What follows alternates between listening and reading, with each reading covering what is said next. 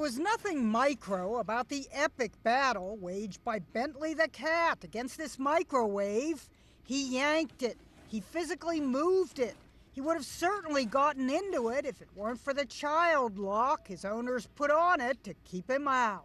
His body language while doing it, it doesn't seem like a cat. He's got this physique. He's got like a great body. Using his legs like arms, he might have pulled the microwave right off the counter if the cord weren't plugged in. No wonder this sometimes cross-eyed cat from Sheridan, Oregon has gone viral with millions of views. Bentley has been obsessed with the microwave ever since Brittany Sheasel left pizza in it. The microwave is wide open and the pizza is on the floor and gone pretty much. They also had to put a lock on the kitchen cabinets where Bentley uses all 4 legs.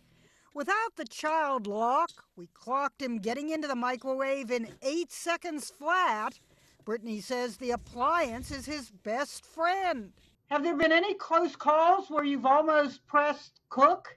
Oh my goodness. No, surprising amount of people on the video were telling me to close the door.